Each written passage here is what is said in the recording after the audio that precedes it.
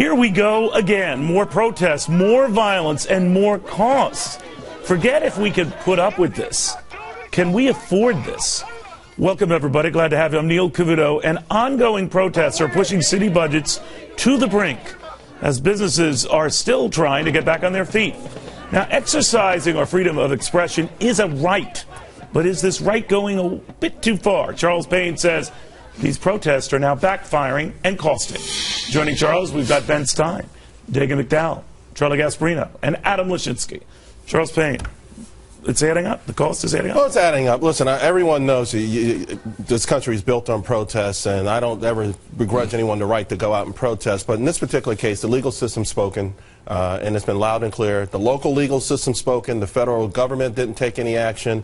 And at this point, this community really needs to focus enter. You have to look at yourself. What can we do to be a better community? I would be focusing on education, community, accountability, building wealth. Those kind of things. Historically, when these cities implode like this, businesses don't come back for a long time. Watts was never the same. Newark's still limping along. When you burn down a city and it continues like this, but more importantly, improve yourself, improve your community. That's where the focus should be right now. Dagan? But I draw the line at what is a peaceful protest, where I think that the sky's the limit in terms of cost, because freedom of expression, because freedom of speech, they are such critical pillars to this country. But when you're talking about damage done through violence, through looting, those are crimes. So if you want to crack down on that even more, that's fine. But I don't think that you can put a limit on protests. Ultimately, peaceful protest will lead to solutions to these problems. No, the real solution to these problems comes with the people there empowering themselves, and ultimately. And as you know, there is no First Amendment right to block traffic on Fifth Avenue. There is no First Amendment right to make you can get a permit, right? Yeah. Get a permit. But there is no First Amendment right to make life miserable for society because you don't like something. You can go out and protest, but you got to do it in a certain way. There is no First Amendment right to break the law. You know, bottom line, Ben Stein, is for the bottom line for a lot of city budgets, municipality budgets, it's off the charts. I've talked to a number of police chiefs and mayors over the past week who are saying that they have to now build in these higher costs if there's anything racially divisive going on or in preparation of something that could happen at any moment. They said they used to never do that, but they're doing that now. What do you think of that? Well, I'd like to go back to something. My colleagues and dear friends on the panel keep saying, well, they've got to have the right to do peaceful protest. I didn't say that. Get their message I did not across. say that. Well, you said, well, okay. You heard what I said. Okay, what I want to know is, what is the message of banging on a drum? Yeah, that's What's it. that message? What's the message of lying down? What's the message of wearing a juggalo hat backwards? What's the message of jumping up and down? There's no message there. All it is a bunch of people showing off. But you know what, Ben? What's the message? Well, you're agreeing with them. You know what, Ben? By the way, what's the message? Why should the taxpayers have to pay for And why should the theater? taxpayers pay to block Fifth Avenue? Why should the taxpayers To Ben's pay? point, That is not the First Amendment. You're To changing the Ben's subject. point. I'd be happy to answer Ben. I would answer him since he's criticizing me. Ben, to your point. Never criticize you. Ben, to your point, you're saying you don't agree with how they're protesting. That's not your... Okay, so you don't agree with it, but you don't get to say how people get to Yes, he protest. does. No, you don't, Yes, you do. actually. Yes, you do. As long as they Because don't you know break what? the law. When you go out They and don't. protest something that you disagree with, you don't want people telling you how to express yourself. beat up That a is cop? our Are you freedom. allowed to beat up a cop? What's the message of I'm not pounding on talking a to you. drum? What is the message of pounding on a drum? What are I'll they tell saying you, by Ben. pounding on a drum? I'll tell you.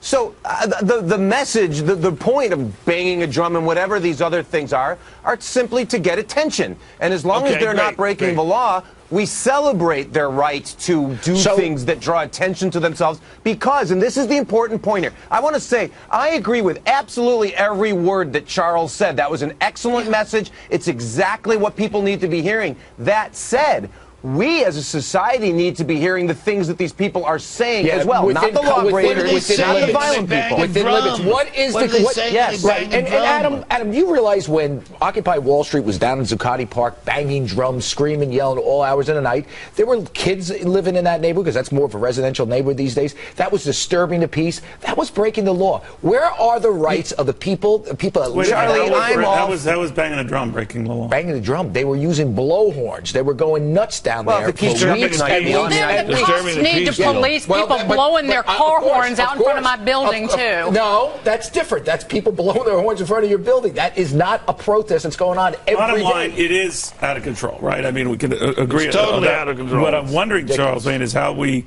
dial it back to your point about people talking to each other, looking at education, opportunities, economic. It is no accident that a lot of this occurs oftentimes in places where unemployment is high, minority unemployment is really, really high. How do you address that?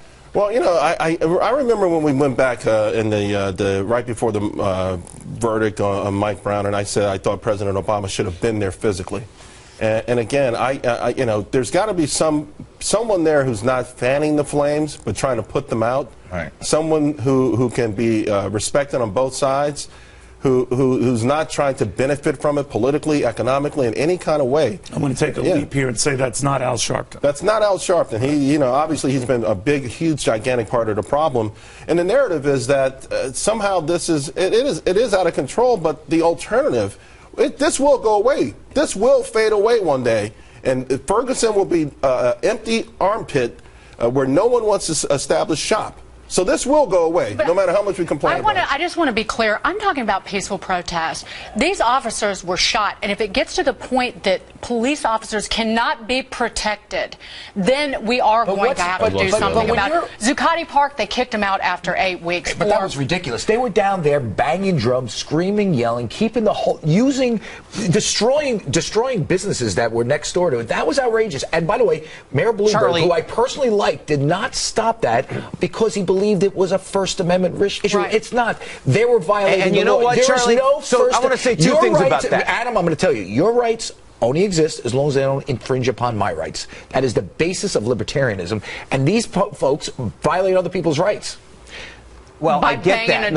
But here's the drum. But here's the main point. Hours a day. Adam? Here's the main point, and it gets to Neil's question about how much it costs. If we have a bias in this country, if we have a prejudice in this country, it is toward letting people have their right to free speech. We understand that we don't always like it. We understand that it's expensive.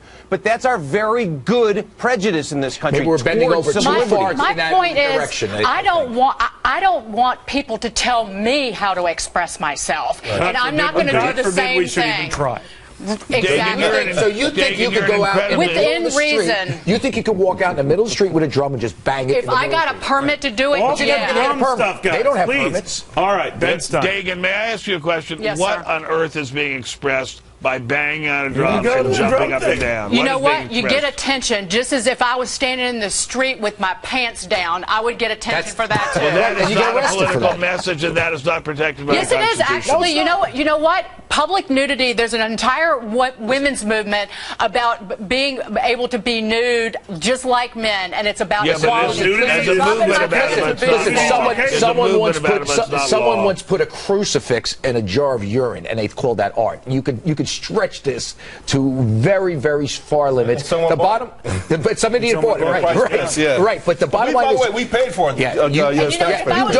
You don't have a right to be naked in the middle of the street. Yeah, I know. If I was naked, I'd get more likely to get arrested than if I was banging a drum. Except I look like a guy. And I think they should arrest the guy banging the drum first. The bottom line is to Ben's point, it's not organized and there's not a cohesive message, and it's just what it does is it's sparking more anger. Just anger. And listen, people have a right to express their anger, but they're not even doing it in an articulate way where they could actually get more people to come to their camp. Anger as well. Listen, we listen to way too much. They have to give us the message, though, Adam. The thing is, if it's just a bunch of people, and to Ben's point, who aren't giving us an articulate, coherent message, and then all of a sudden a couple of shots come out of the crowd, their cause has gone back 1,000%.